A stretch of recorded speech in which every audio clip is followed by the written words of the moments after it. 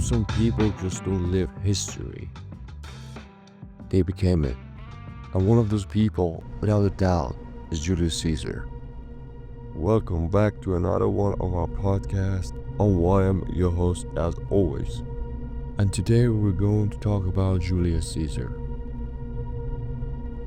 Born over 2000 years ago in 100 BC, Caesar wasn't just another Roman politician or general. He was a man with a vision and massive that he shook every foundation of Roman Republic and replaced them with something far more dangerous and far more lasting. But before the power, before the betrayal, and before the crown, there was just Julius Caesar, a young boy from a patrician family, ambitious, clever, and maybe just a little too confident. He grew up during a time of political chaos where Rome was as unstable as a broken sword. Civil war, corruption, and constant struggle for control. By his 20s, Caesar has already made enemies and friends in all the right places. He knew how to speak, how to charm, and most importantly, how to win. Whether it was about battlefield or Senate floor, Caesar didn't play by the rules, he rewrote them. One of his greatest moves was forming the first triumvirate, basically a secret alliance with two of Rome's most powerful men, Pompey the Great, a celebrated general, and Crassus, the richest man in Rome. Together, they control Roman politics, like a backstage crew pulling the strings. But here's the thing about alliances based on power. They don't last. As Crassus died and tension grew, Caesar and Pompey turned from allies to rivals, and then came to a moment that changed everything. When the Senate, pushed by Pompey, ordered Caesar to return to Rome and disband his army. And Caesar responds?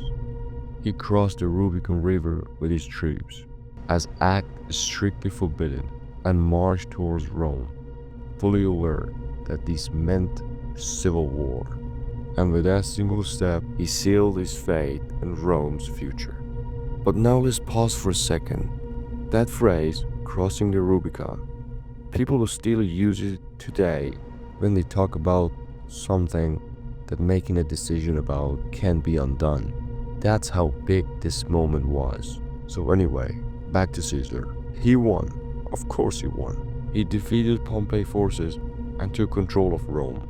But unlike many before him, Caesar didn't declare himself a king, at least not official. Instead, he took the title of dictator for life. Pretty stable way of saying, I run this now. And he did. He passed reforms, gave land to veterans, restructured debts, and changed the Roman calendar. Yep, the one we still use today, with July named after him. But not everyone was impressed. The Senate, already nervous about how much power Caesar held, began whisper. Was he become too powerful? Was he planning to make himself a real king? For many Romans who had overthrown kings centuries earlier, that was a terrifying thought. And then came to the knights. On the 15th of March, 44 BC, the Ides of March, Caesar walked into the theater of Pompey for a Senate meeting.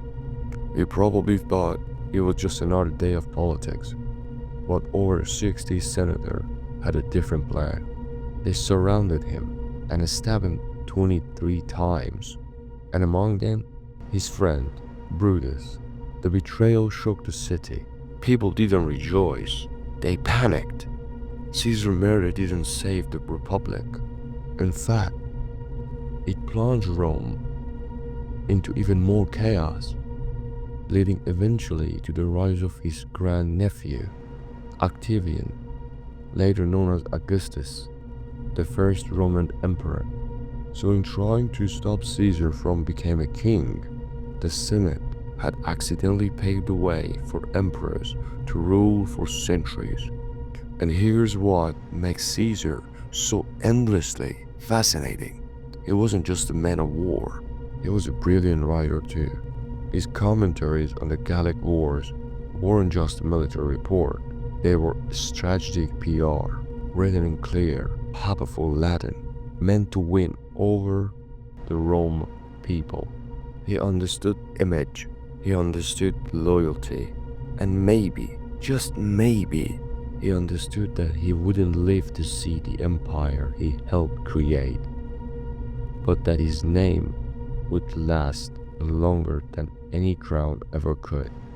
Because love him or hate him, Caesar changed the game.